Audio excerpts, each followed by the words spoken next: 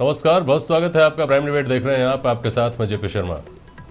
प्रधानमंत्री नरेंद्र मोदी 2 दिन से राजस्थान में भाजपा के लिए वोट मांग रहे हैं। लोगों में इस बात को लेकर जिज्ञासा थी कि क्या मोदी का 2014 वाला मैजिक बरकरार है। 2 तरह के दावे इसको लेकर आम चर्चाओं में सामने आते हैं। एक दावा यह कि मोदी को लेकर 2014 से भी बड़ी लहर है, लेकिन वो 2014 की तरह मुखर नहीं है, खामोश है। दूसरा दावा यह कि मोदी लहर अब खत्म हो चुकी है, लोग आज ही आ गए हैं और इस चुनाव में सच्चाई सामने आ जाएगी। मोदी का मैजिक क्यों हो या क्यों ना हो, इसको लेकर जब उन मुद्दों की बात आती है जिन पर ये चुनाव टिके हैं, तो वो भी 2 तरह की थ्योरीज लिए हुए हैं। एक राष्ट्रवाद पर सवालिया निशान खड़े करने वाली थ्योरी है, दूसरी राष्ट्रवाद को ही सही पैमाना बताने वाली थ्योरी है। राष्ट्रवाद की परिभाषा को लेकर लगातार असमंजस है। इस सब से अलग अगर भीड़ को पैमाना माना जाए तो तस्वीर को पढ़ना और मुश्किल हो जाता है। इस पर आज प्राइम डिबेट में चर्चा होगी। पहले ये बिंदु।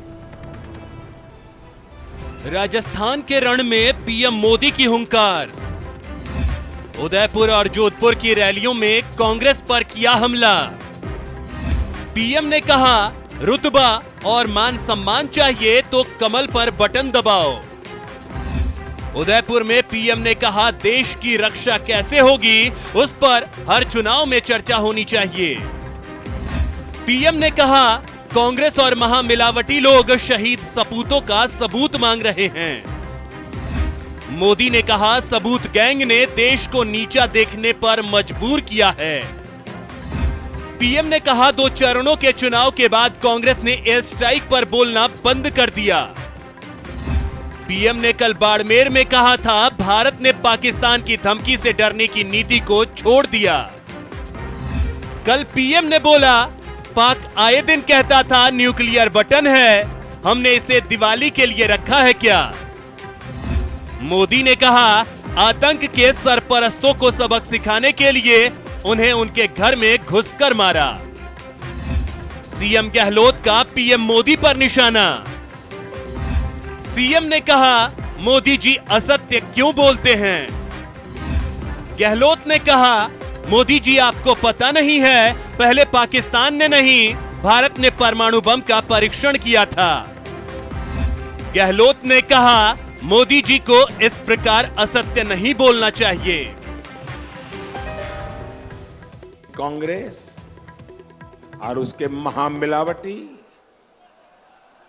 ये कहते हैं कि मोदी को राष्ट्रवाद की, राष्ट्रीय सुरक्षा की, आतंकवाद की इस चुनाव में बात नहीं करनी चाहिए। इनकी बातों में आ जाने वाला कोई और हो सकता है, मोदी नहीं। मैं पूछना चाहूंगा मोदी जी से, आप असत्य क्यों बोलते हो। आप एक शब्द नहीं बोले कभी इंदिरा गांधी के बारे में।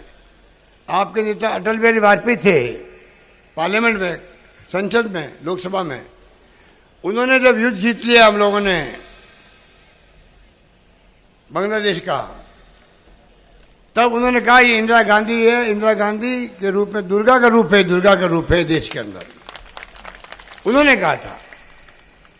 पर इन्होंने एक शब्द काम नहीं लिया कि उनकी उपलब्धि क्या क्या थी। और प्रधानमंत्री इस वक्त जोधपुर में एक सभा को संबोधित कर रहे हैं। पहले उनको सुनते हैं, फिर चर्चा करेंगे।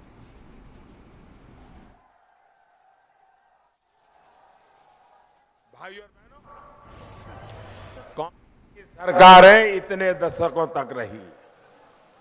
ये सामान्य वर्ग के गरीबों के लिए आरक्षण की बात अपने ढकोसला पत्र में डालती रही, लेकिन किया कभी नहीं, क्योंकि नीयत नहीं थी। ये जो चौकीदार है सामान्य वर्ग के गरीबों को भी 10% का आरक्षण दे दिया, वो भी बिना किसी दूसरे का हक छीने बिना। हमने इनके इस झूठ को भी ध्वस्त कर दिया जो ये बरसों से चला रहे थे, जिस झूठ के दम पर ये दलितों, पिछड़ों, आदिवासियों को डरा रहे थे। साथियों, वंशवाद और झूठवाद के साथ कांग्रेस की यही भी सच्चाई है कि वो जब जब आती है अपने साथ महंगाई को लेकर के आती है। महंगाई और कांग्रेस चोली दामन का नेता है भैया। आप याद कीजिए 10% की दर से कांग्रेस के राज में महंगाई बढ़ रही थी। आप और आपने 2014 का चुनाव याद कीजिए, महंगाई महंगाई महंगाई यही मुद्दा था। आज हमारे विरोधी भी महंगाई शब्द बोल नहीं रहे हैं। आज 5 वर्षों की मेहनत के बाद आपका ये चौकीदार महंगाई दर को घटा करके 2 या 3% ला करके खड़ा कर दिया है। साथियों, अब तो कांग्रेस ने खुद मान लिया है कि वो देश के मध्यम वर्ग की सबसे बड़ी दुश्मन है।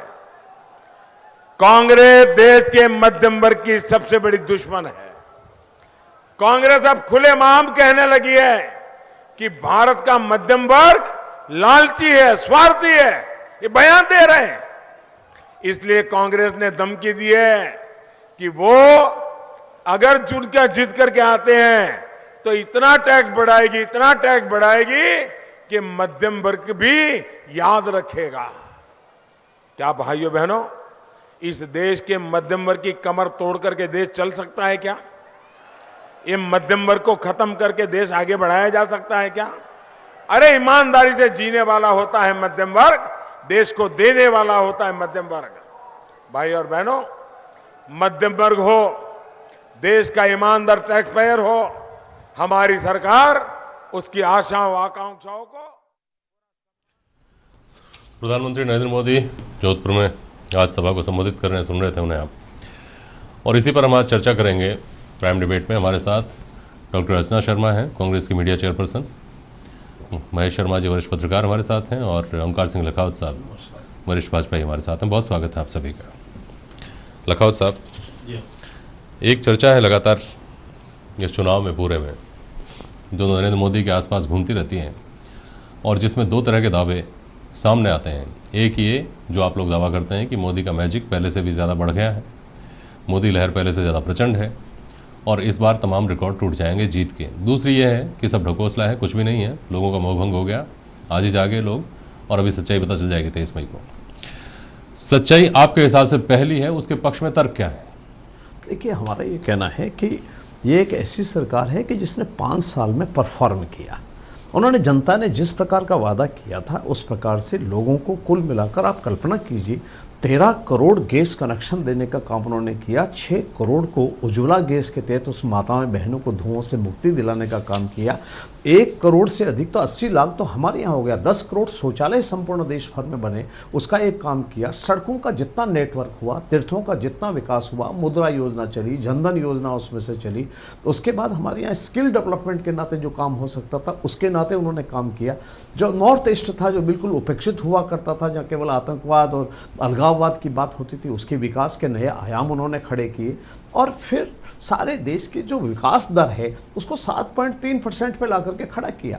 और दुनिया के अंदर भारत की जिस प्रकार की प्रतिष्ठा अर्जित की, जिस प्रकार आतंकवाद से निपटने का काम उन्होंने किया, और जिस प्रकार त्वरित रूप से सीमा के ऊपर होने वाला हमारा जितना भी आतंकवादी हमले थे या पड़ोसी देश ने जो कुछ किया उसको जिस प्रकार का सबक दिखाया, वो दुनिया में एक ताकत के रूप में भारत उभर के खड़ा हुआ है।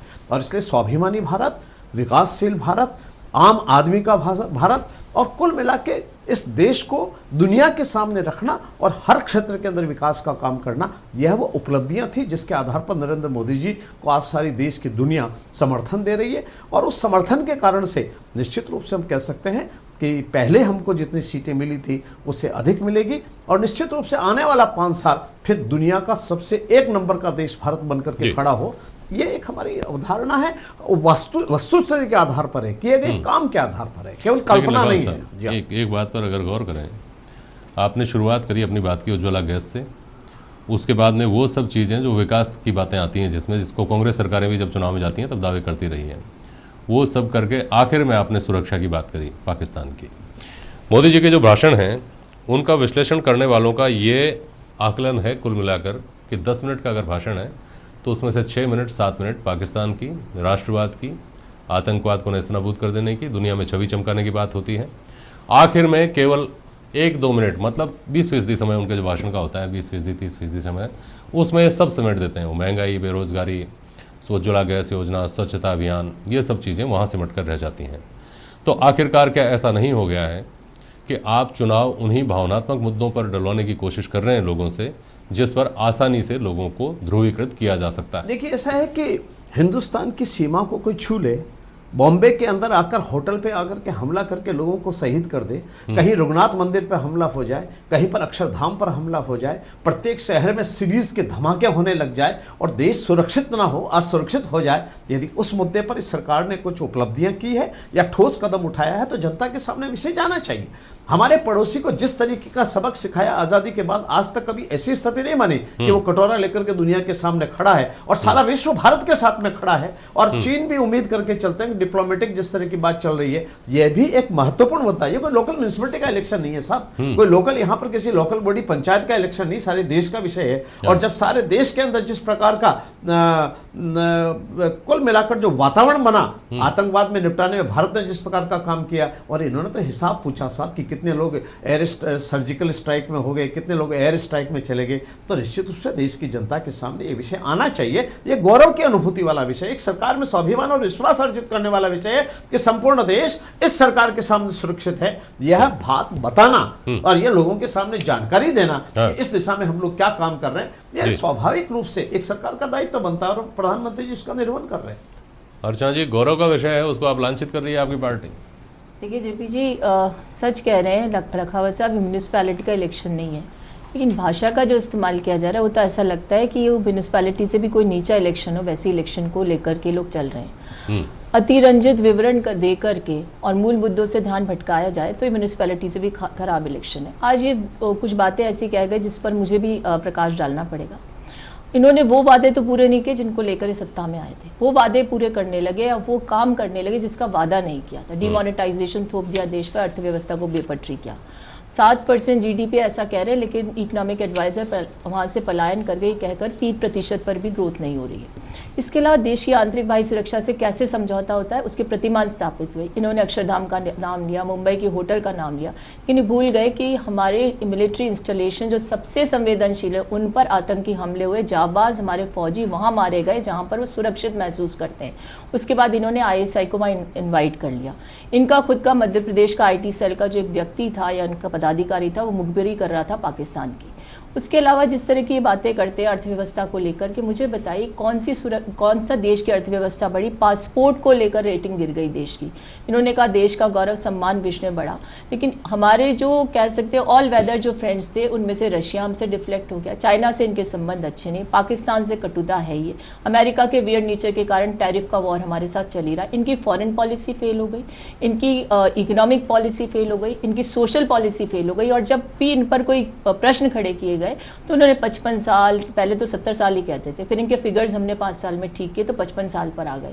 अब कहते हैं साहब जो कुछ हुआ हमने किया। और सबसे बड़ा जो एक विस्मित करने वाला उदाहरण प्रस्तुत हुआ वो ये हुआ कि आचार संहिता लगने के बाद प्रधानमंत्री जी ट्वीट करते हैं और कहते हैं मैं देश को संबोधित कर रहा हूँ किसी मुख्य मुद्दे पर, और वो क्या था? ASAT जो वर्षों से काम चल रहा था। अब ये आ गए परमाणु बम को कहते हैं कि साहब दिवाली के पटाखे नहीं। जो भाषा पाकिस्तान में बोली जाती है, जो एक वियर्ड नेचर किम का हम देखते हैं नॉर्थ कोरिया के प्रेसिडेंट का, वैसी अभिव्यक्ति हमारे प्रधानमंत्री कर रहे हैं। उसके बाद ये कहते हैं कि साहब 1971 में जो युद्ध हुआ था उसके कारण ही परिस्थितियां, अरे पूरा विश्व गौरव करता है उस परिस्थिति पर कि हमने भूगोल और इतिहास बदल दिया, हमारी इच्छा शक्ति थी, संसाधन उतने नहीं थे, आज तो संसाधन है। मुझे बताइए 126 राफेल को तो 36 पर ले आए, 550 का 1600 करोड़ का हो गया। अब उन सब चीजों पर प्रश्न खड़े होते हैं, महंगाई पर प्रश्न खड़ा होता है, बेरोजगारी पर प्रश्न खड़ा होता है, उसके उत्तर नहीं है। सच्चाई तो है कि इनके खुद के आंकड़े कहते हैं कि 10 करोड़ रोजगार देने का दावा करने वालों ने 4 करोड़ 70 लाख रोजगार छीन लिए। हमारी जो अर्थव्यवस्था जिसके भरोसे थी, यानी कि मध्यम और लघु उद्योग, उनकी रीढ़ की हड्डी पर प्रहार हो गया। किसानों को मौत के घाट पर इन्होंने खुद ने उतारा, आत्मघाती कदम उठाने के लिए मजबूर कर दिया। वादे जो थे इनके कोई पूरे नहीं। तो ऐसी परिस्थिति में अगर प्रधानमंत्री किसी भी सभा में बार बार सेना के पराक्रम की शील्ड लेने का प्रयास करते हैं तो सबसे बड़े कमजोर नेतृत्व का परिचायक है कि उनके पास डिलीवरेबल कुछ भी नहीं है, जनता के समक्ष जवाबदेही नहीं है, एक्शनेबल रिपोर्ट उनके पास नहीं है। इससे बार बार ये कहकर कि देश को खतरा है, अरे फिर देश का गौरव या सम्मान है, उसका पराक्रम कैसे बढ़ा जब आप सबको ये भयभीत करवाना चाहते हैं कि देश की सुरक्षा खतरे में, इसलिए आपको नहीं, अभी भी यही कह रहे हैं देश को सुरक्षित रखने के लिए एक बार फिर हमें जिता जी। अरे देश सुरक्षित है, देश को भाईचारा सद्भाव चाहिए, देश को ये नहीं चाहिए कि विघटनकारी सोच हो। मुझे बताइए धारा 370 हटाएंगे, अपने मैनिफेस्टो में कहते हैं, वहीं जम्मू कश्मीर का मैनिफेस्टो क्या कहता है, नहीं हटाएंगे। और वही जो गृह मंत्री है हमारे मैनिफेस्टो को लेकर बड़ा प्रपंच हुआ कि साहब आपने कहा कि कम है आज हमारे पास अर्चना जी। एक बार लखावत साहब, मैं आपसे ये समझना जरूर चाहूंगा कि पानी, बिजली, सड़क सुरक्षा, सड़क शिक्षा, रोजगार, इन सब की बात कांग्रेस ने भी 55 साल आप जो कहते हैं हर चुनाव में वो लेकर के गई थी। बांध बनवाए, एम्स खोले, ये किया वो किया, तमाम देश में जो दिख रहा है आज वो किया। यही सब अगर आप लेकर जा रहे हैं तो थोड़ी सी स्थिति बदली हुई क्या इसलिए नहीं है कि आप जब 2014 में चुनाव में गए थे तब आपने कहा था अच्छे दिन चलिए एक वेग टर्म है, अच्छे दिन का कोई पैमाना नहीं हो सकता, लेकिन आपने नोटबंदी नहीं कहा था, आपने जीएसटी नहीं कहा था, आपने ये सब नहीं कहा था। ये सब किया आपने, स्वच्छता अभियान आप लाए। इस सब को आप अपनी प्राथमिक उपलब्धियों में क्यों नहीं मानते हैं? आप जब भाषण दे रहे होते हैं तो आप ये क्यों नहीं कहती हैं कि देखिए नोटबंदी का साहस किसी ने नहीं किया था, हमने किया। देखिए जो बेनामी संपत्ति कानून है उसके लिए किसी ने हिम्मत नहीं की थी, हमने की। जीएसटी लागू करने का दम हम में ही था। ये सब आप गौरव के साथ क्यों नहीं करते? लखावत साहब जी हाँ, मेरा ये कहना है कि कुल मिलाकर के बहन अर्चना जी ने जो बात कही कि भाषा का जिस तरह से उपयोग है, मुझे क्षमा कीजिए, आज तो संपूर्ण देश जान गया कि जिस तरह से इनके राष्ट्रीय अध्यक्ष माननीय राहुल जी ने जिस भाषा का उपयोग किया, सुप्रीम कोर्ट से आज उनको माफ़ी मांगनी पड़ी। ऐसा मैंने टेलीविज़न चैनल पे देखा है। जो अपनी भाषा पे सुप्रीम कोर्ट में माफ़ी जिसको मांगनी पड़े, वो भाषा का उपदेश हमको देते हैं। हमारी भाषा की संयमिता है, देश की राजनीति बहुत परिपक्व है, अभी इनको बहुत समय लगेगा, कम से कम 20 साल राहुल जी को चाहिए अच्छी भाषा के लिए।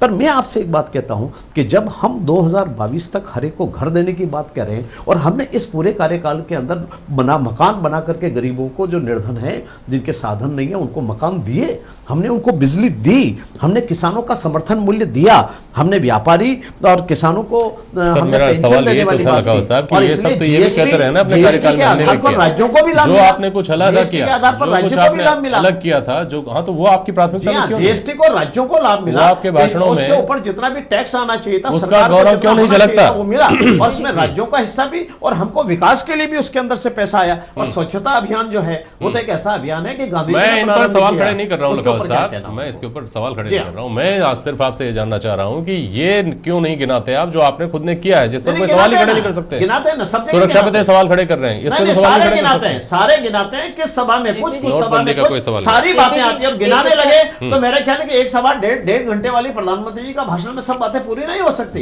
यदि उनको गिनाना प्रारंभ करें। मैं कहता हूं कि पहली बार अब पाकिस्तान के जाने वाले पानी को रोकने का काम प्रारंभ हो गया। मैं जब आपसे ये कहता हूं कि राजस्थान के अंदर जिस प्रकार की उन्होंने हमारे यहाँ किसान के बारे में यहाँ से प्रारंभ किया, किसान को पहली बार लाखों किसानों को उनकी जमीन का मुद्दा काट देने का, उनको सर्टिफिकेट देने का काम पूरा किया गया। दूसरी बात स्किल डेवलपमेंट का काम, तो ये सर सब कुछ बहसों में क्यों आती है? ये बात भाषण में क्यों नहीं आती? ये सारे मुद्दे आते हैं, किसी सभा में कोई मुद्दा, किसी सभा में सारे आते हैं, ऐसा मुद्दा नहीं कि जो नहीं आता। सर्वोच्च न्यायालय का सम्मान कायम रखना एक गंभीरता का परिचायक होता है। यदि क्षमा मांग ली तो ये गंभीरता का परिचायक है। और ने स्पष्ट कहा कि हीट ऑफ इलेक्शन में ये मेरे से निकला, मैं जक्स्टापोजिशन हुआ, उसको पढ़ना चाहिए, उसको गलत अर्थ में उसको संदर्भित करके नहीं प्रचार करना चाहिए।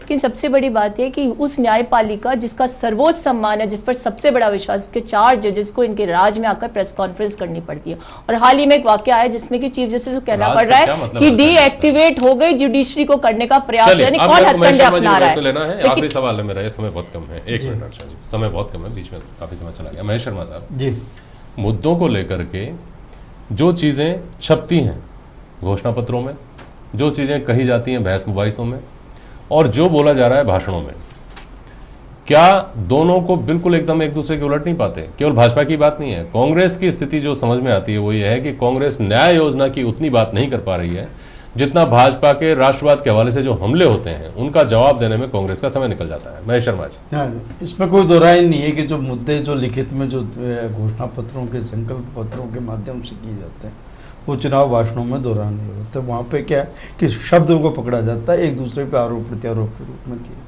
जो कि होना नहीं चाहिए। कि हमारा रिपोर्ट कार्ड जनता के पास दिखना चाहिए, क्या हम किस स्थिति में कहाँ जाएं, देश को हम कहाँ तक ले जाएंगे। और दूसरा ये है कि जो भी आप ये जितनी भी सभाओं वगैरह के जो आयोजन वगैरह होता है तो उसमें ये भी मतलब भीड़ कहाँ से आ रही, किस तरह से हो रहा है, ये सब प्रायोजित होते हैं। और साथ साथ ही जो आप ये जहाँ जो सभाएं होती है उनके अगर बैकग्राउंड में अगर जाके देखें, अभी राजस्थान का ही ले लें तो अब ये मारवाड़ की जहाँ ये सभाएं हुई है वहाँ पे बीजेपी की स्थिति बहुत दयनीय रही है विधानसभा चुनाव के परिणाम में। उसी तरह से क्योंकि बाड़मेर और जैसलमेर की सीटें तो करीब करीब मतलब कांग्रेस के हाथ में थी, और आपके यहाँ मतलब गजेंद्र सिंह जो शेखावत है केंद्रीय मंत्री जोधपुर में, वहाँ पे भी भाजपा की मतलब सीटें नहीं के बराबर ही हैं। तो ऐसी स्थिति में वहाँ स्थिति मजबूत करने के लिए मोदी की सभाएं आयोजित की जा रही हैं।